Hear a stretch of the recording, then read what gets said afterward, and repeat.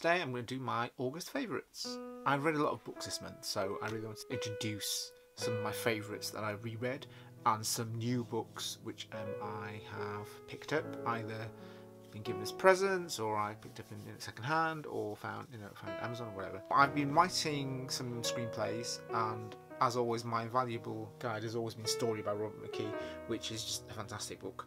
Even if you're not a screenwriter and you write novels or short stories, even non-fiction, then it's worthwhile having a look, because he has a whole load of examples of how stories work. He doesn't just talk about fiction, he also talks about non-fiction such as documentaries, so that's applicable within journalism. And this is a tried and trusted book.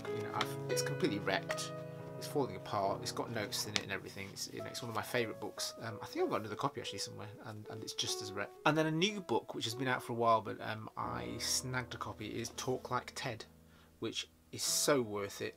It's not incredibly long, but it gives you the 9 secrets of making a TED presentation, and I found it invaluable in developing stuff for my YouTube channel, because I'm going a bit more sort of non-fiction route. In here there's some really great examples on the length of things, what you're trying to get across, how to make the story happen, how to make it more personal, what your presentation style should be.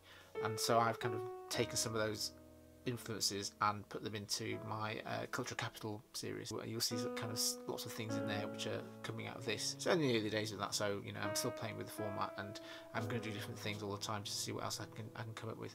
So I'm going out on the street to do the next one, because I think it's partly what's in here about kind of telling personal stories.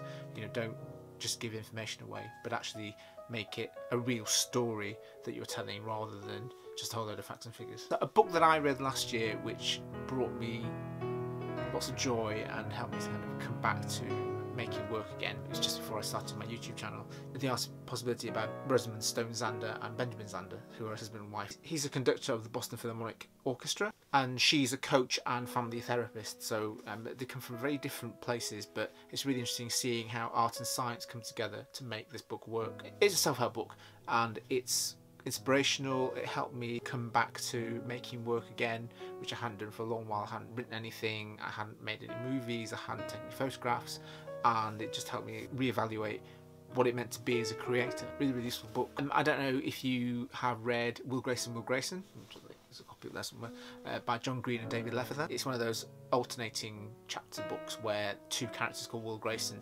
eventually bump into each other, and one's gay and one's straight. Anyway, there's another character in there called Tiny, who is a larger-than-life, flamboyant, gay, in-your-face character, who is the main character in a new book by David Levithan, Hold Me Closer, which is a musical of Tiny's life. I will read that next. I've gone back to an older David Levithan book, which is just really sweet, 2 boys kissing.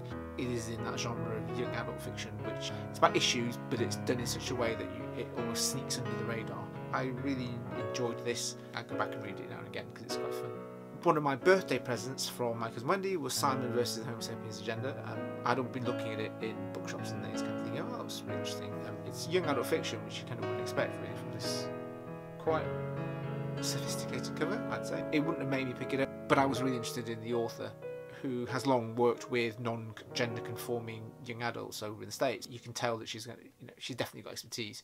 I've done a review of this. It's probably the video that was like a couple of days ago, so go see that link here somewhere, maybe on the book. Tell me what you think. My heavy reading for the month, which I've only just started but I'm finding really fascinating, is Economics, a User's Guide by Ha-Joon Chang. And this is because I've been watching Crash Course Economics in the subject area, which I don't know much about anyway. So I've been really pushing myself to understand a bit more about the economics of the world, because look at where we are. It behooves us all to have some sort of knowledge about this area, otherwise we'll just end up in this place again. So those are my August favourites.